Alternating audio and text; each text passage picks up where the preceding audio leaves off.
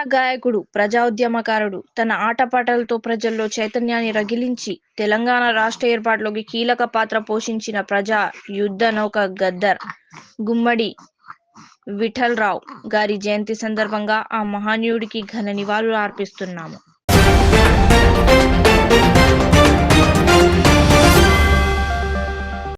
Maharashtra deputy CM Ajit Pawar దుర్మరణంతో నెలకొన్న రాజకీయ శూన్యతకు తెరపడింది. Maharashtra deputy సీఎంగా సునేత్రా పవార్.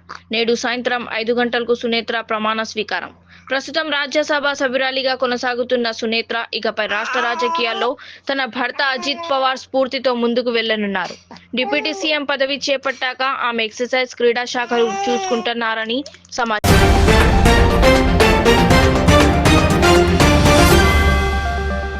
అనగారిన వర్గాల గొంతుక ప్రజాయుద్ధ నౌక గద్దర్ గారి జయంతి సందర్భంగా ఆ మహనీయుడికి ఘన నివాళులు.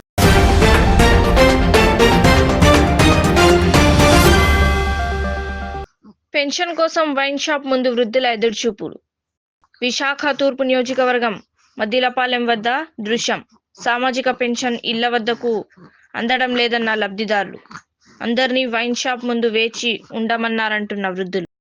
అమ్మా మీరు ఎనుకోమన్నారు, ఇక్కడ ఎనుకున్నారు పెన్షన్కినా? పెన్షన్కి ఉన్నారా? ఉండమన్నారా? అంటే వైన్ షాప్ దగ్గర ఇక్కడ కూర్చొని ఉండమన్నారా? అంటే 2 పనులు అయిపోతాయి కదా. చూడండి, ఇక్కడ పెన్షన్లు ఇవ్వడానికి పెద్దలందరినీ వైన్ షాప్ దగ్గర ఎదురు చూస్తున్నారు వాళ్ళ కోసం. ఇంటింటికి ఇవ్వాలని ప్రభుత్వం చెప్పింది, వీళ్ళు ఇక్కడ నుంచి వెయిట్ చేయిస్తున్నారండి. 7 గంటలకి. ఎన్ని గంటల నుంచి ఉన్నారండి?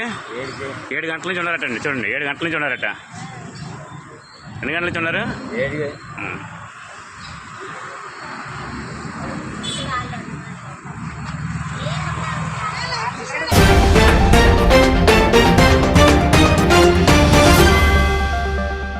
మేడారంలో నిన్న సాయంత్రం నుంచి భారీ traffic jam. PSARA Medaram, Tadvai Medaram మధ్య కిలోమీటర్ల మేర నిలిచిపోయిన వాహనాలు.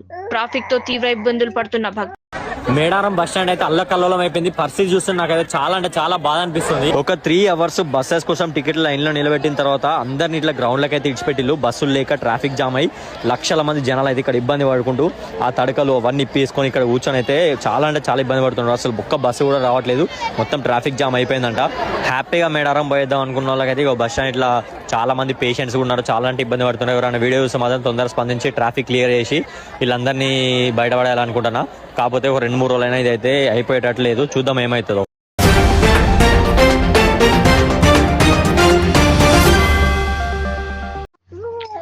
తన మాట పాటలతో ప్రజా ఉద్యమాలకు ఊపిరిపోసిన యోధుడు గద్దర్ గారు.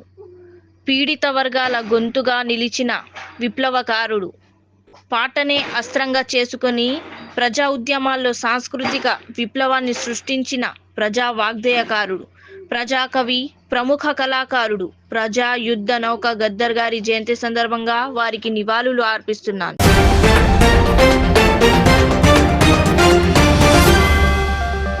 అవినీతికి పాల్పడిన మాజీ మేయర్ కి ఉరిశిక్ష. మాజీ మేయర్ ఇంట్లో తనిఖీలు నిర్వహించగా 13.5 టన్నుల బంగారం, 23 టన్నుల నగదు, లగ్జరీ వాహనాలు లభ్యం. కనీవిని ఎరుగని స్థాయిలో అవినీతికి పాల్పడ్డాడని తేలడంతో మాజీ మేయర్ కు ఉరిశిక్ష విధింపు. చైనాలో వెలుగు చూసిన ఘటన. ఆ మాజీ మేయర్ పేరు జాంగ్జీ. అదే మన దేశంలో అయితే అధ్యక్షుడిని చేసేవారేమో.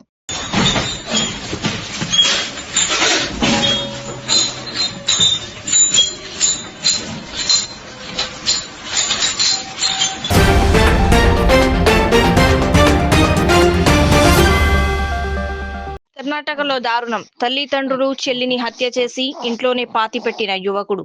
కర్ణాటక రాష్ట్రం విజయనగర జిల్లా కొట్టూరు గ్రామంలో తల్లిదండ్రులు జయలక్ష్మి, భీమరాజ్, సోదరి అమృతతో కలిసి నివాసం ఉంటూ అదే గ్రామంలో టైర్ల దుకాణం నడుపుతూ జీవనం కొనసాగిస్తున్న అక్షయ్ కుమార్ అనే యువకుడు ఈ నెల 27వ తేదీన తల్లిదండ్రులు సోదరిని దారుణంగా హత్య చేసి ఇంట్లోనే పాతిపెట్టి వారు అదృశ్యమయ్యారని పోలీసులకు ఫిర్యాదు చేసిన అక్షయ్ కుమార్.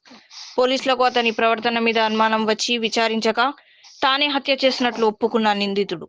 కేసు నమోదు చేసి హత్యకు గల కారణాల గురించి దర్యాప్తు చేసిన పోలీసులు.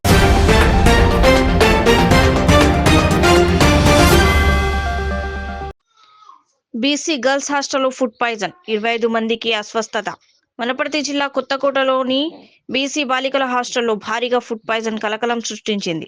రాత్రి భోజనం చేసిన తర్వాత 25 మంది విద్యార్థినులు ఒక్కసారిగా అస్వస్థతకు గురయ్యారు.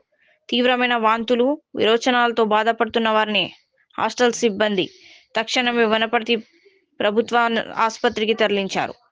ప్రస్తుతం విద్యార్థులకు వైద్యులు చికిత్స అందిస్తున్నారు.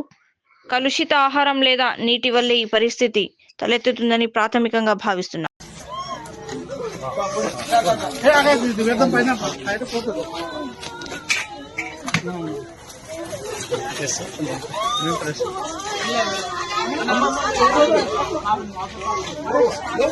విద్యార్థుల పరిస్థితి విషమయం.